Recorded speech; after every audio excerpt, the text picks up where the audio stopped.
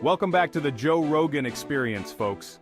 Today we've got the one and only Andrew Huberman with us, a professor of neurobiology at Stanford University and a real genius when it comes to understanding how our brains work. We're diving into some fascinating topics today, from dog breeds and their genetics to how our senses, especially our sense of smell, play a massive role in our daily lives and even in our survival. Hey Joe, thanks for having me. It's always great to be here. Alright, so let's kick this off with something you mentioned earlier about dog breeds. You were talking about how all dogs, no matter the breed, originated from wolves. But what's crazy is how these breeds have evolved differently over time, right? Exactly. It's all about selective breeding. Dogs have been bred for specific traits, whether it's their morphology, like the shape of their snouts, or their temperament. For example, bulldogs have a much higher dose of Mastiff genetics, which makes them physically distinct from something like a German Shepherd, which still retains more wolf-like traits. That's wild.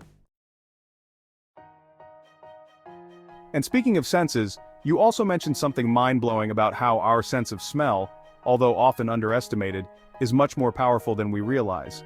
Absolutely. Humans are actually capable of detecting scents at incredibly low concentrations.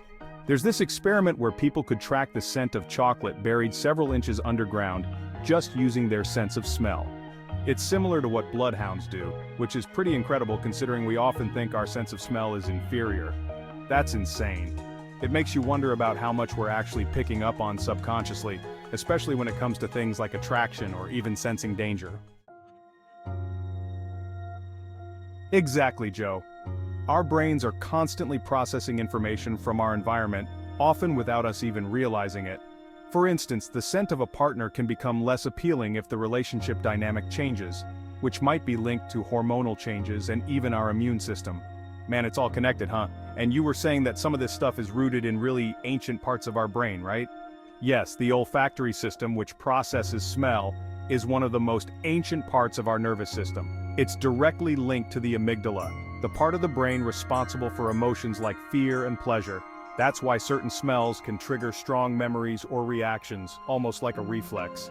Wow, so it's not just about smelling flowers or food, it's about survival.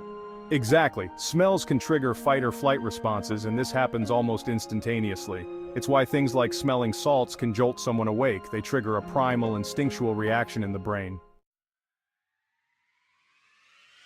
That's fascinating. I've always been curious about how athletes use things like smelling salts. It's like they're hacking their own brain chemistry to get that extra edge. Definitely it's about triggering adrenaline, which sharpens focus and prepares the body for action. It's a real, physiological response that's deeply rooted in our evolution. Man, this has been eye-opening. I love learning how our bodies and brains are wired in ways we don't even fully understand yet. Andrew, thanks so much for coming on today and dropping all this knowledge. Thanks for having me, Joe. Always a pleasure. Alright folks, that's a wrap for today.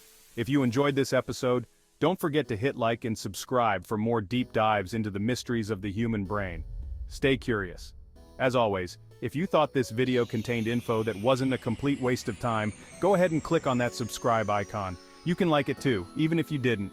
Otherwise, miss out on current events and topics that matter. Catch you on the next one.